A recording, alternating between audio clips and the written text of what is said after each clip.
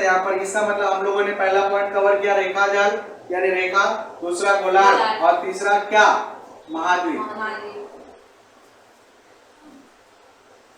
ठीक है, यानी महाद्वीप की स्थिति देखिए।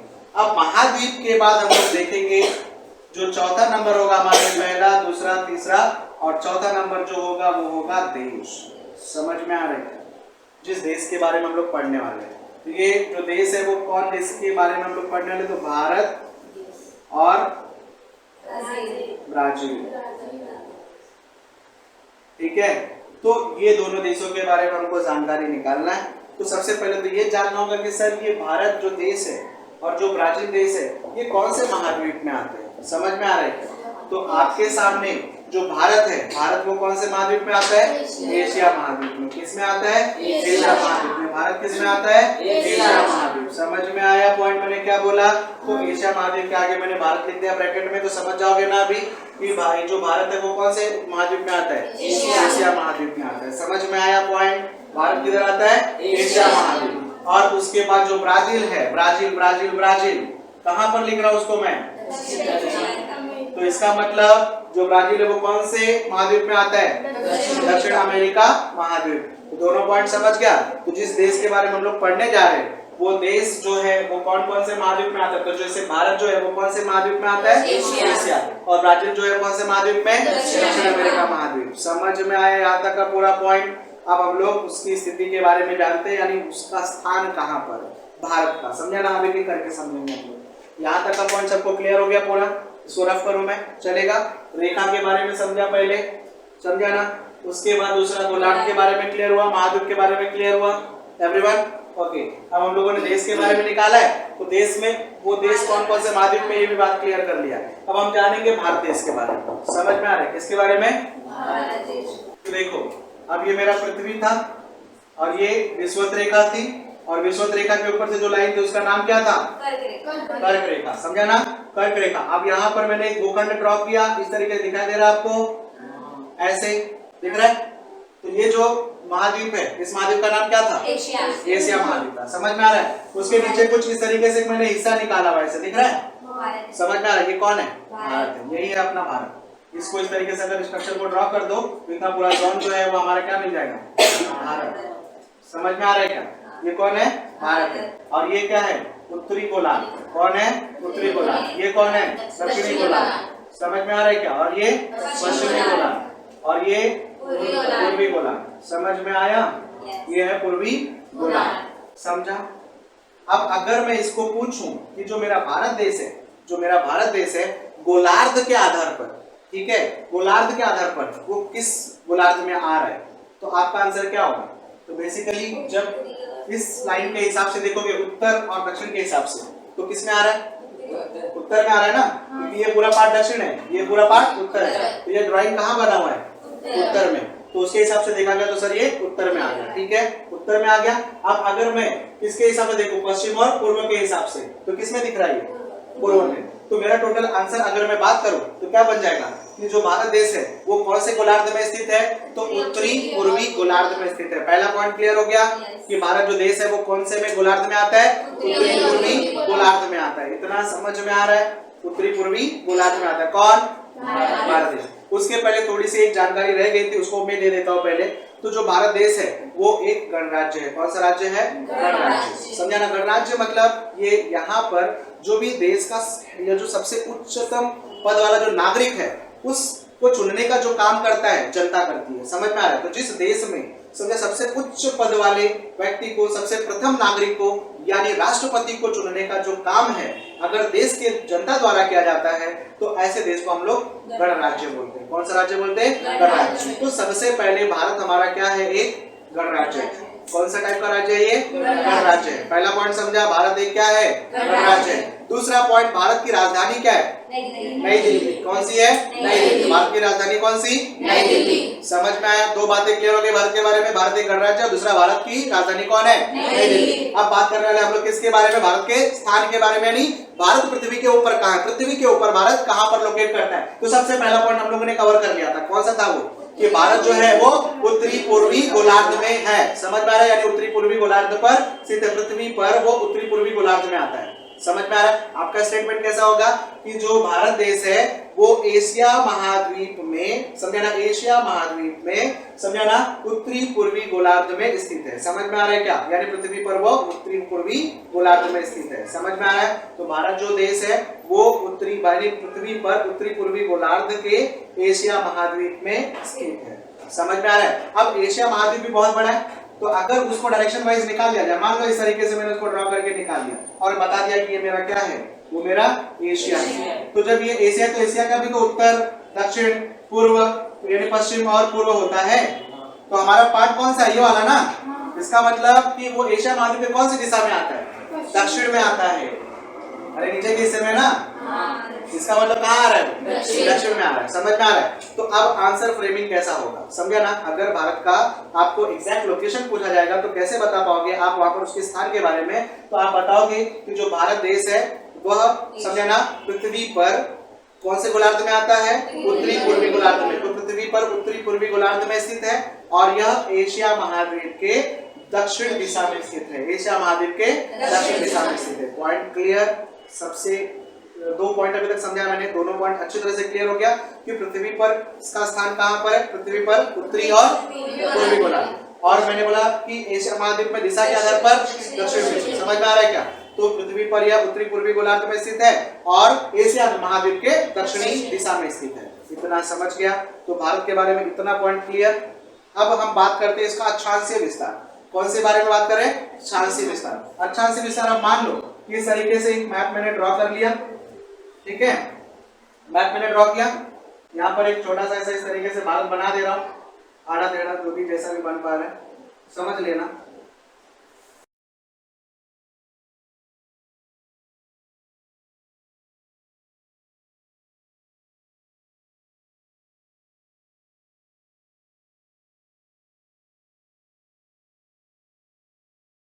ठीक है, तो ऐसा मान लो कि हमारा क्या है? भारत है, ठीक है?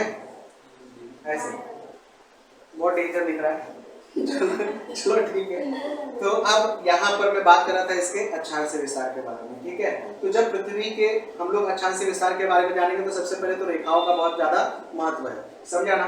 तो जो रेखा ऐसे आड़ी है, आड़ी मतलब क्षैतिज जो रेखा है, समझ में आ रहा है? उस रेखा को हम लोग बोलते हैं अक्षांश। क्या बोलते हैं? अक्षांश रेखा। ये प्रॉपर लिखा है ना?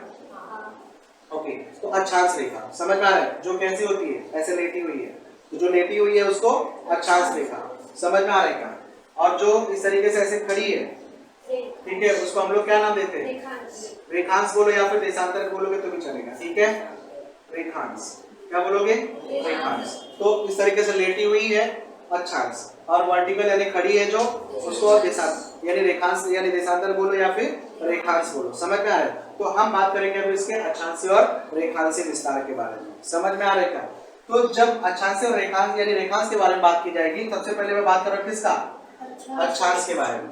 समझ में आ रहा है? तो जब हम लोग के इस विस्तार को समझेंगे तो उसके पहले आपको एक बात का ध्यान में रखना है कि देखो ये पूरा पार्ट जो है, आधे के ऊपर का पूरा पार्ट क्या है? उत्तर। आधे के पूरे नीचे का पार्ट क्या है? दक्षिण। आधे के साइड वाला पूरा क्या है? पश्चिम। और आधे के साइड वाला क्या है? पूर्व। तो जब देखो आप ऊपर तक यानी विषुवत रेखा के ऊपर साइड की बात करोगे तो उत्तर से उत्तर, क्या बोलोगे? उत्तर से उत्तर की ओर। यानी आप जब ऊपर की तरफ जाओगे तो समझना उत्तर से उत्तर की ओर आपको देखना पड़ेगा। समझ में आ रहा है क्या? और जब आप नीचे की तरफ आओगे तो उत्तर से यानी दक्षिण से दक्षिण की तरफ, लेकिन अगर कुछ हिस्सा आपका उत्तर में है तो आपको उत्तर से दक्षिण लिखना पड़ेगा। समझ में आया? तो उत्तर से दक्षिण की ओर आप बोल सकते हो जब इसका कुछ हिस्सा क्या हो? उत्तर की ओर निकला होता। इतना समझा? और जब इस साइड जाओगे तो यहाँ पर आप क्या बोलोगे? पूर्व से पूर्व की तरफ। समझ में आ रहा है? इस साइड जाओगे तो पश्चिम से,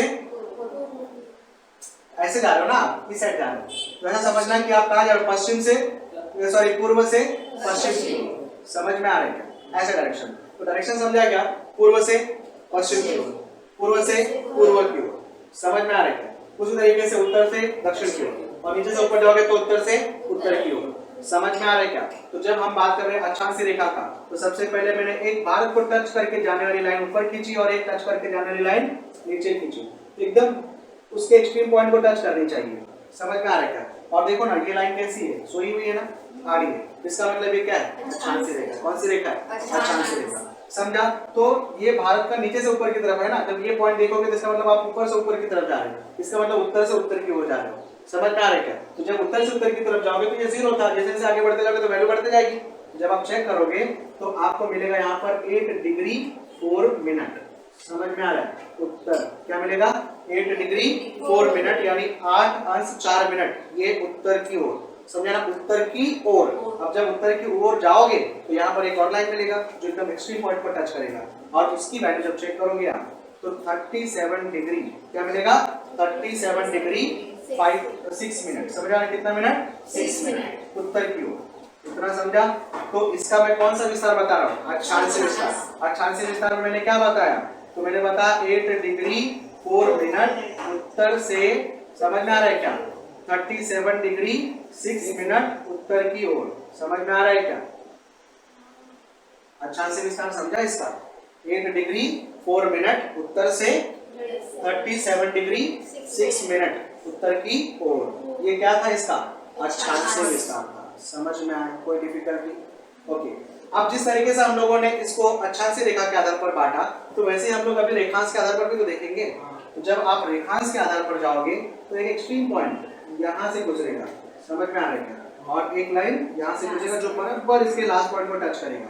यहाँ से वैल्यू शुरू होगी, क्योंकि आप यहाँ से यहाँ की तरफ जा रहे हो ना, तो जब यहाँ से यहाँ की तरफ जाओगे तो इसका मतलब पूर्व से पूर्व, जब पूर्व से पूर्व की ओर की लाइन का वैल्यू चेक करोगे तो आप 33 डिग्री, समझे ना? कितना मिनट मिलेगा? 7 मिनट। 33 डिग्री 7 मिनट पूर्व से, 33 डिग्री 7 मिनट पूर्व से, समझा ना? अब ये जो लाइन है, इस लाइन का वैल्यू चेक करोगे तो आपको मिलेगा 97 डिग्री 25 मिनट, समझे ना? पूर्व की ओर। समझ में आ रहा है कैसे बोलोगे आप? तो 37 डिग्री 7 मिनट पूर्व से 97 डिग्री 25 मिनट पूर्व की ओर। तो इसका रेखांश विस्तार में समझ गया? रिपीट अगेन, यहाँ पर मैं चीज लिख देता हूँ। यहाँ पर मैंने वैल्यू कितना लिखा है? 33 डिग्री 7 मिनट पूर्व से, ठीक है, 97 डिग्री 25 मिनट पूर्व की ओर। समझ में आया बच्चा? पॉइंट समझ गया कि नहीं? सबको समझा? तो देखो, अभी तक हम लोगों ने भारत के बारे में जितना इंफॉर्मेशन चाहिए था वो ले लिया है। मैं एक एक करके फटाफट बता देता हूँ क्विकली, शॉर्ट में एकदम, ठीक है? सबसे पहले मैं भारत की बात करूं तो भारत क्या है? एक टाइप का, भारत एक गणराज्य है। कौन सा राज्य है? गणराज्य। दूसरा, भारत की राजधानी कौन है? नई दिल्ली। भारत की राजधानी कौन? नई दिल्ली। अब मैं बात कर रहा हूं भारत की स्थिति के बारे में, यानी भारत का स्थान, यानी भारत कहां पर लोकेट करता है। तो सबसे पहले मैं बात कर रहा हूं किसके पैसे पर? तो सबसे पहले मैं गोलार्ध के बारे में बोलने वाला हूं, ठीक है? तो भारत जो है वह पृथ्वी पर उत्तरी पूर्वी गोलार्ध में स्थित है। पहला पॉइंट क्लियर। दूसरा पॉइंट मैं बोलने वाला हूं यहाँ पर कि वो कौन से महाद्वीप में, समझा ना? और कौन सी दिशा में। तो वापस रिपीट कर रहा हूं मैं यहाँ पर, भारत जो है उत्तरी पूर्वी गोलार्ध में स्थित है और एशिया महाद्वीप के दक्षिणी दिशा में स्थित है। पॉइंट समझा? एशिया महाद्वीप के दक्षिण दिशा में स्थित है। इतना क्लियर हो गया? अब मैं बात कर रहा था उसके, यानी अक्षांशीय विस्तार के बारे में और रेखांशीय विस्तार के बारे में। तो उसका अक्षांशीय विस्तार कितना है? तो 8 डिग्री 4 मिनट उत्तर से 37 डिग्री 6 मिनट उत्तर की ओर, समझा ना? और रेखांशीय विस्तार उसका कितना? 37 डिग्री 7 मिनट पूर्व से 97 डिग्री 25 मिनट पूर्व की ओर। Point clear? पूरा पूरा भारत के विषय में एवरीवन क्लियर? ओके। अब हम बात करते हैं किसके बारे में? ब्राजील के बारे में। किसके बारे में बात करेंगे? ब्राजील। तो ब्राजील जो है वो भी क्या है? एक गणराज्य है। यानी किस प्रकार का राज्य है? तो जिस तरीके से भारत है वैसा ही कौन है? ब्राजील भी है। समझ में आ रहा है? किसकी बात कर रहे हैं हम लोग? ब्राजील के विषय में। तो अभी मैं इसको रफ कर दे रहा हूँ, ठीक है, ताकि आपको बात क्लियर हो जाए। किसके बारे में? ब्राजील के बारे में। तो मैंने क्या किया, इसको एक अर्थ को फिर से ड्रॉ किया और एक लाइन गुजारा। उस लाइन का नाम क्या है? विषुवत रेखा। तो अभी थोड़ी देर पहले मैंने ड्रॉ करके इस तरीके से दिखाया था कि एक देश है जिसका थोड़ा सा पार्ट ऊपर निकला हुआ है, यानी देश मतलब महाद्वीप है। समझ में आ रहा है? और ये कुछ इस तरीके से ऐसे गया हुआ है। ओके, ऐसे गया हुआ है, ऐसा समझ लेना। और एक लाइन ऐसे गई हुई है यहाँ से। ओके, अब ये जो पार्ट है तो इसमें बहुत सारे और भी देश हैं, लेकिन हम बात करें इस पार्ट के बारे में, ठीक है? और यही जो पार्ट है वो कौन है? ब्राजील है। समझा? ब्राजील। इसके बारे में बात कर रहे हैं? ब्राजील। ठीक है, तो ब्राजील जो है, अब इसको भी अगर गोलार्ध के हिसाब से देखा जाए, ठीक है, गोलार्ध के हिसाब से अगर देखा जाए तो आप क्या बोलोगे इसके विषय में? कि इसका कुछ हिस्सा ब्राजील, ठीक है, ब्राजील का कुछ हिस्सा जो है वो उत्तरी गोलार्ध में, और इसका अधिकांश जो भाग है वो किस में आता है? दक्षिणी गोलार्ध में आता है। समझा ना? तो ब्राजील का जो कुछ भाग जो है वो उत्तरी गोलार्ध में, और इसका अधिकांश भाग जो है दक्षिणी गोलार्ध में आता है। पॉइंट समझा मैंने क्या बोला? कि कुछ भाग कहाँ पर है? उत्तरी, और अधिकांश भाग कहाँ? दक्षिणी गोलार्ध। पॉइंट समझा? इतना समझा ना? गोलार्ध के हिसाब से। अब मैं बात कर रहा हूँ कि ये ब्राजील को मैंने दिशा के हिसाब से अगर बांटा, दिशा के हिसाब से, तो ये भाग क्या हो जाएगा? उत्तर, ये दक्षिण, और ये पश्चिम, और ये पूर्व। समझा? तो बेसिकली अगर देखोगे तो आप ना इसमें दिख रहा है, ना इसमें दिख रहा है, ना इसमें दिख रहा है, ये पूरा हिस्सा किसमें दिख रहा है? उत्तर में। समझा? तो महाद्वीप के हिसाब से अगर जब नाम बताने जाओगे आप, तो महाद्वीप के हिसाब से कैसे बताओगे इसको? तो दक्षिण अमेरिका महाद्वीप के, ठीक है, दक्षिण अमेरिका महाद्वीप के उत्तर दिशा में स्थित है। कहां पर है? उत्तर दिशा में। पॉइंट समझा? 2 लाइन क्लियर हो गया इसका। सबसे पहला लाइन मैंने बताया यहाँ पर कि ब्राजील जो है वह एशिया यानी दक्षिण अमेरिका महाद्वीप में स्थित है, ठीक है, और ये दक्षिण अमेरिका महाद्वीप के किस दिशा में स्थित है? उत्तरी भागों में स्थित है, उत्तर भाग में स्थित है। समझा? और गोलार्ध के हिसाब से जब मैं बात कर रहा था, तो गोलार्ध के हिसाब से ये थोड़ा सा इसका हिस्सा जो है वो उत्तर में है और इसका अधिकांश हिस्सा कहां पर है? दक्षिण भाग में। समझा? तो I repeat again, last time मैंने बोला यहाँ पर ब्राजील, ठीक है, यह जो है वह कहां पर आ रहा है? कहां पर आ रहा है? गोलार्ध, उत्तरी नहीं, थोड़ा सा हिस्सा उत्तरी, ठीक है, और इसका अधिकांश भूभाग दक्षिण, ठीक, और दक्षिण अमेरिका महाद्वीप के उत्तर भागों में स्थित है। पॉइंट समझो? इतना क्लियर हो गया? अब मैं बात कर रहा हूं, इसका भी तो अक्षांशीय और रेखांशीय विस्तार होगा, तो इसके लिए मैंने क्या किया? एक मैप निकाल दिया। समझा? ब्राजील के कंट्री यानी जो गणराज्य, ये बात जाना था, ब्राजील की राजधानी ब्राजीलिया है, ये बात भी जानो। जैसे भारत की राजधानी नई दिल्ली थी, तो वैसे ही ब्राजील की राजधानी कौन है? ब्राजीलिया। समझ में आ रहा है? अब मैं क्या कर रहा हूँ, एक ब्राजील को ड्रा कर रहा हूँ इस तरीके से, थोड़ा समझ के लेना।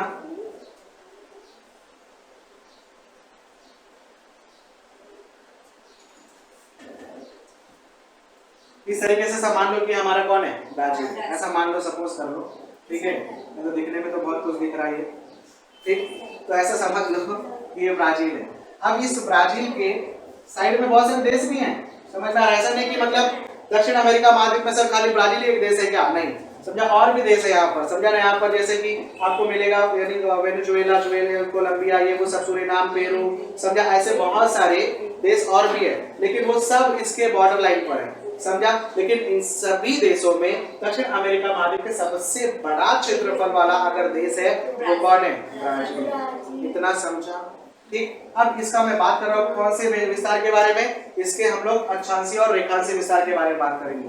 तो इस तरीके से एक लाइन ड्रॉ की जाए और इस तरीके से एक लाइन ड्रॉ की जाए, और क्योंकि ये है इस साइड ना, तो हम किस साइड से किस साइड की तरफ जाएंगे? यहाँ से यहाँ की तरफ जाएंगे ना। और जब यहाँ से यहाँ की तरफ जा रहे थे तो तुमको याद होगा पूर्व से पश्चिम की ओर ले रहे थे हम, याद है? पूर्व से पश्चिम की ओर। और क्योंकि इसका थोड़ा सा भाग उत्तर में है, तो जब ऊपर से नीचे की तरफ लेके आओगे, ऊपर से नीचे की तरफ लेके आओगे, तब क्या बोलोगे? उत्तर से दक्षिण की ओर। पॉइंट समझा? तो अभी हम बात किसकी कर रहे हैं? इसके अक्षांशीय विस्तार के बारे में बात कर रहे हैं।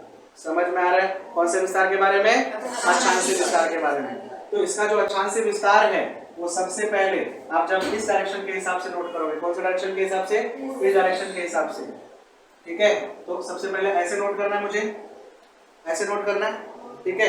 तो शुरुआत जो होगी यहाँ से जब जाओगे तो सबसे पहला ये डिग्री जो वैल्यू रहेगा आपका वो 5 डिग्री, तो 15 minute, 5 degree 15 minute, 5 degree 15 minute, समझा ना? 5 डिग्री 15 मिनट। क्या किस साइड है ये? उत्तर। समझ में आ रहा है? किस साइड है? उत्तर। समझ में आ रहा है? मैंने क्या बोला? 5 डिग्री 15 मिनट उत्तर। और उसके बाद नीचे से जब मेजर करोगे 33 डिग्री, समझा ना? 45 मिनट, 33 डिग्री 45 मिनट। ये किधर? दक्षिण की ओर। समझ में आया? Point clear?